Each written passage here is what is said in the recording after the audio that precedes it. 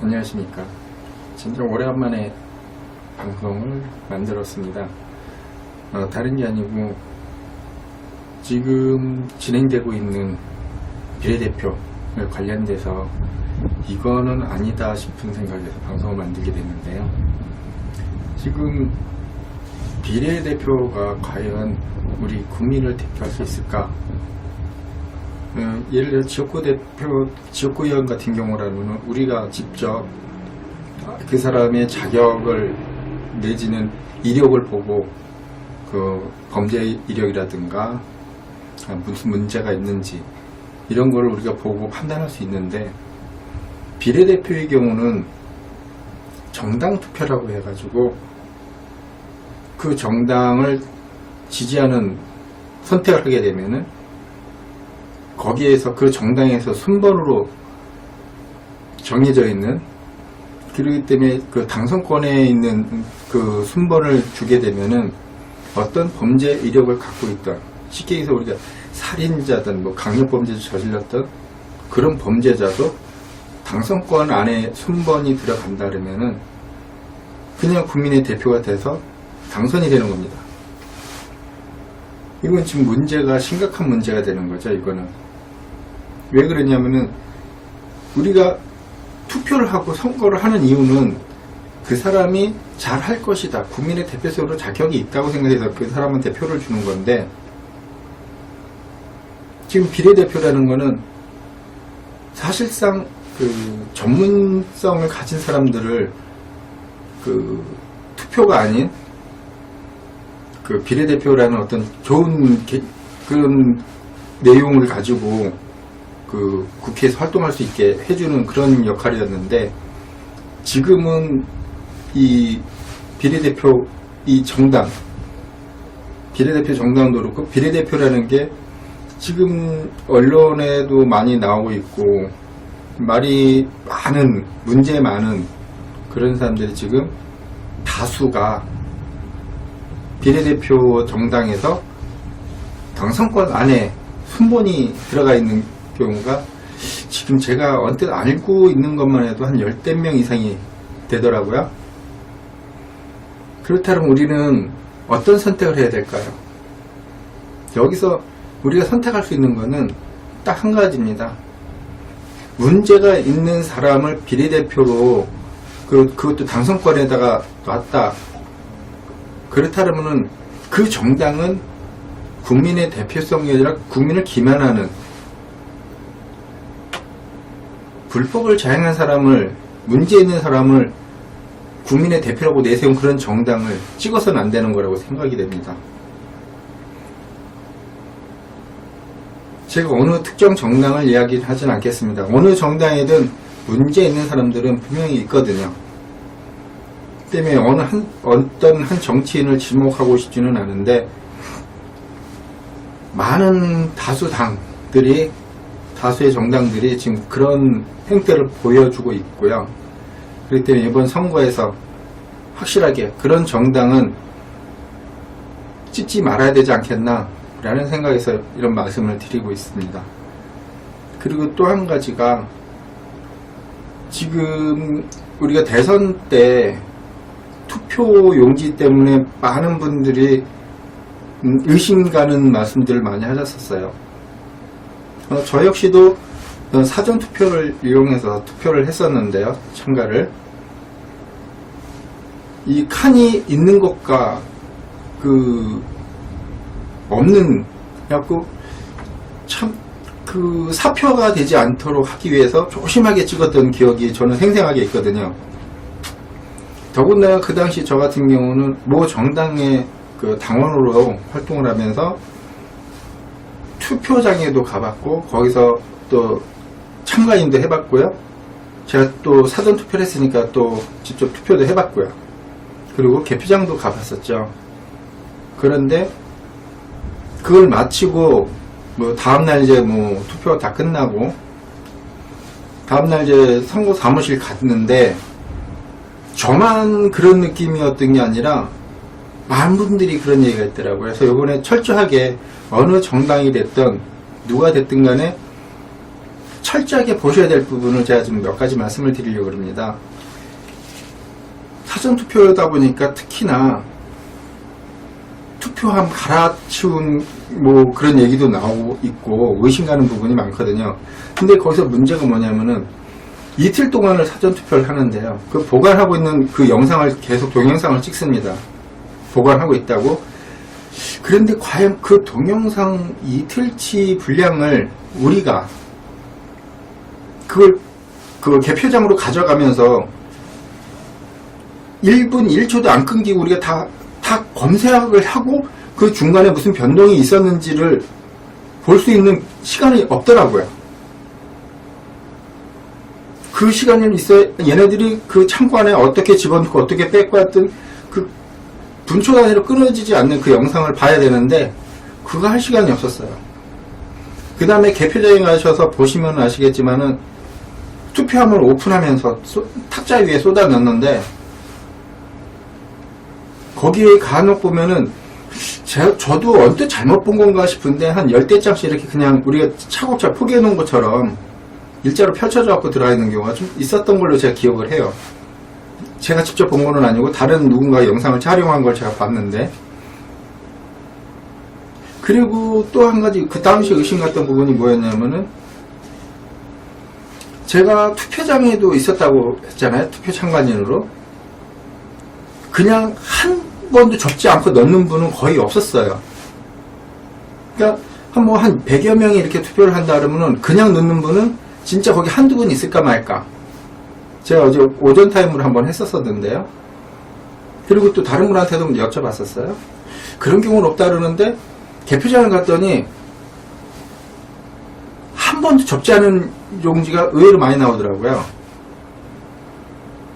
그건 뭐냐면은 어디선가 지금 뭉터기로 통나리한식 개념에 의심 가는 얘기가 나오는 이유가 그런 부분이 아니었나 이런 생각이 좀 들어서, 그런 걸 만약에 개표장에서 참관인으로 가시는 분이 계시다면은 그런 거를 중점으로 좀 잘 좀 감시 좀 해주셨으면 하는 거고요. 그 다음에 투표장 사전투표 분명히 저번에도 사전투표를 했었기 때문에 이번에도 분명히 사전투표를 할 겁니다. 이 사전투표 하실 때 그 용지 관련해서 반드시 많이 접어주세요. 많이 접어주시는 게 이번 저번처럼 그런 의심스러운 부분이 발생된다면 빨리 잡아낼 수가 있는 부분이라고 저는 생각이 들고요. 그리고 제가 지금 배경을 보시면 알겠지만은 국회회관과 국회의원 본관 두 군데가 있는데, 여기는 말 그대로 민의의 전당이라고 합니다. 국회를 다른 말로 우리 민의가 제대로 전달될 수 있도록 하려면은 앞서 말씀드린 것처럼 비례정당을 찍는 게 아니라 정말 일할 수 있는 사람들, 어떤 정가 이력이 없는 사람을 내세운 정당, 비례정당을 찍어야 되는 거고요. 비례정당 중에서도 어떤 문제성이 있는 그런 사람을 당선권에 올려놓은 정당이라면 저는 과감하게 아무리 내가 그 정당을 좋아한다고 하더라도 배제해야 되지 않냐라는 생각에서 다시 한번 말씀을 드립니다. 민의가 제대로 전달이 되려면은 거기에 먼저 내가 하겠다고 나서는 사람 스스로가 내가 이런 문제점이 있다라는 그거를 어느 정도는 자중할 줄도 알아야 되는데, 모 정당에서 그런 이유로 해서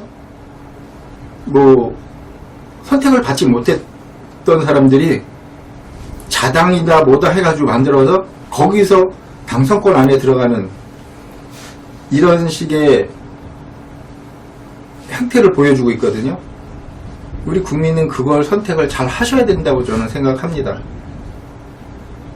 도둑놈한테 나라를 맡길 수는 없지 않습니까? 강도한테 나라를 맡길 수는 없지 않습니까? 그렇다고 그 사람들이 도둑이다 강도다라는 건 아닙니다. 하지만은 그런 문제가 있다, 그런 식의 어떤 문제가 있다라는 걸 말씀을 드리는 거고요. 아무튼 범죄 이력이 있다든가 문제 소지가 있다. 그리고 보통 우리 국민이 봤을 때, 우리 스스로 판단했을 때, 아, 저런 범죄 이력이 있다든가 이런 문제가 있는 사람인데 국회의원으로 추천을 했다. 그 당선권에 올려놨다. 이건 국민을 진짜 요즘 많이들 얘기하시는데 개돼지 취급하는 거하고 같다고 저는 생각이 듭니다.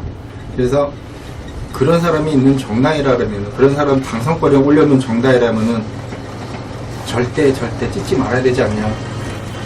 기자이기 전에 유권자로서 이런 거는 분명히 구분해서 찍어야 되지 않겠냐. 모두 투표를 해야 되지만은 그런 부분은 분명히 선택을 잘 해야 되지 않겠냐. 이렇게 생각이 됩니다.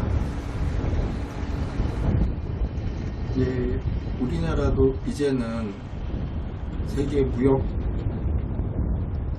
10등 안에 들어가는 수출국이고 또 경제 대국이라고 또 할 수 있을 정도로 10등 안에 들어가는 경제 대국이기도 합니다. 이제 그런데 지금 우리가 어떻습니까? 많이 침체되고 경제는 위기다. IMF 이후로 이만큼까지 내려간 적이 없고, 제 주변에만 봐도 벌써 뭐 편의점 할 거 없이, 개인 사업자들 할 거 없이 휴업하거나 아니면 지금 아르바이트생들을 좀 줄이고 가족들이 이제는 나와서 일을 하는, 그러니까 그러다 보니까 가족 중에서도 이제 공부하는 학생들도 있는데 그 공부 시간을 좀 줄여서 부모님을 도우면서 가게 일을 돕다 보니까 뭐 학업 성취도에서도 좀 영향을 받고 있는 편이고, 또 아르바이트를 이용해서 뭐 학비 조달을 한다든가 생활비를 조달하는 우리 또 일부 학생들도 그런 그 휴업이라든가 폐업을 함으로 해가지고 지금 많은 경제적으로 어려움을 겪고 있는 것도 사실입니다. 그리고 국가가 어떤 돈을 풀어주는 것까지야. 그리고 우리는 주면은 받는 건 무지 좋아하죠. 또 특히 공짜라면은 소도 잡아먹는다 하지 않습니까? 근데 그게 다 우리한테 다시 돌아오는 빚이라는 거 한 번쯤 생각하시고, 준다고 해서 다 좋다라고 생각하지 마시고, 저게 내가 100만원을 받으면은 내가 다시 100만원의 빚을 지게 된다라는 생각을 가지셨으면 좋겠습니다. 당장 어려우니까 뭐 생계 저기 하니 뭐 위협을 받으니까 그거는 어쩔 수 없다. 그러면은 그런 부분에 대해서 좀 더 깊이 생각해서 그런 사람들에 대해서 우선적으로 일부 생계 지원을 해주는 거는 저도 찬성을 하지만은, 지금처럼 누구는 주고 누구는 안 준다 이게 개념이 아니라 정말 생계에 어려움을 겪는 사람이 받아야 되지 않겠냐라는 생각을 갖게 됩니다. 왜? 어차피 빚은 되는 거지만 그 사람들도 나름대로의 빚을 진다라는 생각 가지고 계실 분들도 의외로 많을 겁니다. 그런 분들이 그냥 주니까 받는다? 그분들 중에 과연 내가 열심히 살려고 하다가 지금 어려워지지 않은 분들은 없었을 거예요. 나름대로 열심히 살려고 하는데도 경제가 그러다 보니까 수익은 줄고, 그러니까 생계가 많이 위협을 받고, 그런데다 이번에 또 우한폐렴이라는 것까지 겹쳐지면서 일자리는 더 줄고, 하다못해 공사장 일 하시는 분들도 일거리가 없어서, 지금 제가 그 관련된 업종에서도 제가 일을 하고 있는데 한 달에 20일, 30일 나가시던 분들이 지금 한 달에 열흘 나가면 많이 나가신답니다. 일용직으로 지금 최저 지금 받는 분들 제가 얘기 들으면은 뭐 이런저런 비용을 빼고 내가 순수하게 가져가는 게 한 2만원 정도 되신답니다. 그러면은 한 달 120만원, 열흘을 한다고 했을 때 한 달 120만원인데 그거 가지고 혼자 생활하기도 빠듯할 텐데 거기에 자녀라도 있고 가족 뭐 최소 3인 가족이라도 된다 그러면은 과연 뭐 2배 와이프까지 같이 번다고 한다라도 220을 번다고 240을 번다고 해도 과연 그거 가지고 생계가 될까요? 임대료 같은 거 다 내고 각종 뭐 공과금 같은 거 빼고 생계 유지가 될까요? 그렇기 때문에 요번에 지금 정부가 하려고 하는 건 의도는 좋은데 정말 필요한 쪽에 지원이 우선적으로 돼야 되는 거고, 있는 사람 솔직한 얘기로 있는 과자 까먹으면 된다지 뭐 없는 사람 아무것도 없기 때문에 까먹을 게 없거든요. 그런 사람들이 우선 지원 대상이 돼야 되지 않냐. 또 개인 사업 한다고 해서 그 사람들이 무슨 수익을 냅니까? 실질적으로 종업원보다도 사업자가 더 못 가져가는 경우가 허다합니다, 사실. 한 예를 들게요. 제가 아는 어떤 가게 2개가 있었는데, 하나는 중국집이고요, 하나는 이제 배달을 전문하는 업체예요. 이게 물가도 오르고 임금은 계속 올라가고 하다 보니까 임금이 차일피일 미뤄졌어요. 덜 주게 되고.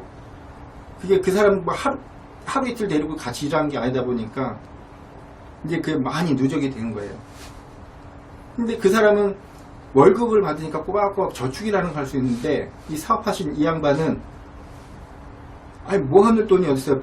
다른 데서 땡겨가지고 빚을 내서 월급을 주고 식재료를 사고 뭔가를 만들어서 판매를 했는데, 결국 어떻게 된지 아세요? 주인하고 종업원하고 바뀌었어요. 넘긴 거죠, 그 가게를. 그러면서 종업원 배달을 하던 종업원은 가게 주인이 되었고 카운터에 앉아 있고요. 그러면서 가끔 배달도 나갑니다. 근데 이 주인은 주방에서 음식을 만들고 있어요. 완전히 바뀌었죠. 그러면 또 서로 불편하지 않습니까? 그렇게 있다 보니까 결국 한 2-3달 만에 완전히 그 친구한테 가게를 넘기고 그분은 지방으로 내려가셨어요. 또 뭐 마트 쪽에 가게 하신 그분도 월급을 한 6개월치 못 주고 뭐 하다 보니까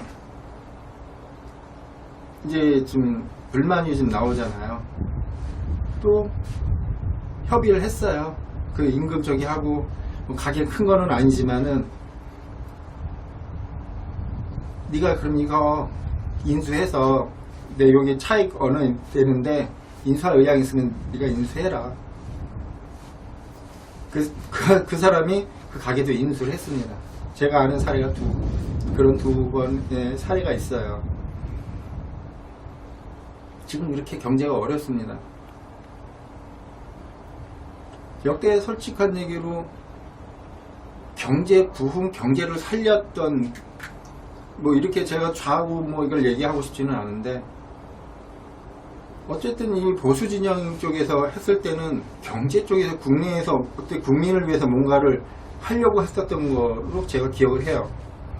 근데 이 흔히들 얘기하는 좌경영 쪽에 계신 분들이 어떤 정권을 잡거나 정치를 하면은 제일 우선적으로 그 사람들이 제일 먼저 하는 건 뭐냐, 북한에다 뭔가를 퍼줘요. 무조건 당선되고 나면 제일 1순위로 거기, 예전에 조선시대 때 중국에 뭐 왕이 되거나 뭐 하게 되면은 중국에 가가지고 또 주고 오죠. 지금 딱 뭐 그런 시기에요. 북한은 자꾸 뭔가를 퍼줘요. 이 사람들만 뭐 정권 잡으면. 왜 그런지 그건 진짜 이해가 안 갑니다.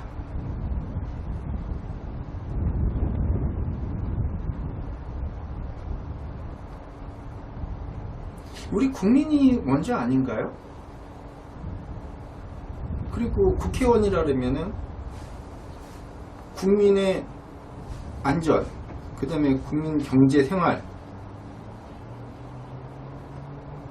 국민을 먼저 생각해야 되는데, 뭐 북한을 우리가 북한 주민도 우리 국민이다 라고 얘기하지만은 실제 그렇게 생각하고 있는지 모르겠어요.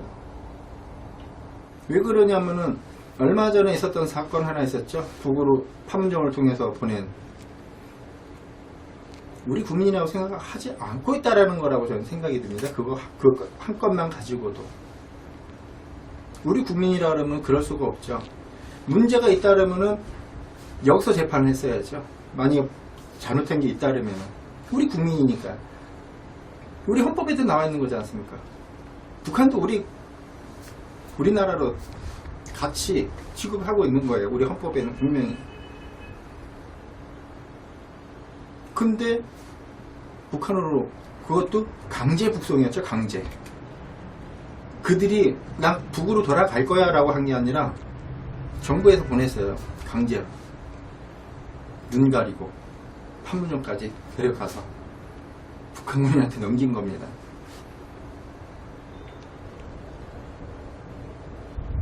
그거 죽으라고 보낸 거 아닙니까?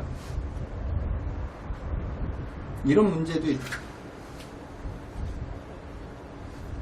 지금 비례대표 이런 사람들이 뽑히면 또 그와 같은 현상이 반복될 거라고 생각이 들기 때문에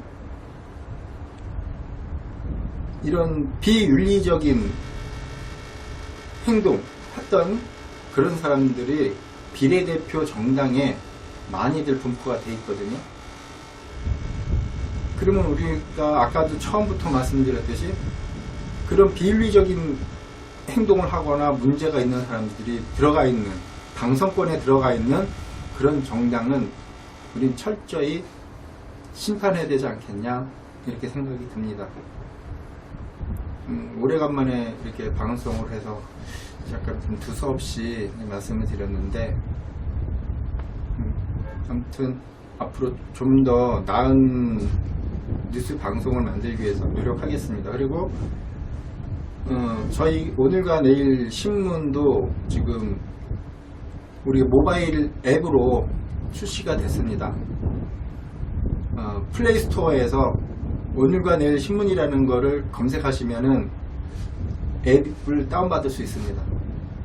이제 지면 신문이 하도 비용이 많이 나와서 사실 인터넷 신문을 만들다 보니까 또 인터넷 일일이 그 주소 쳐서 들어가려면 좀 불편하시고 그래서 앱으로 출시를 했습니다.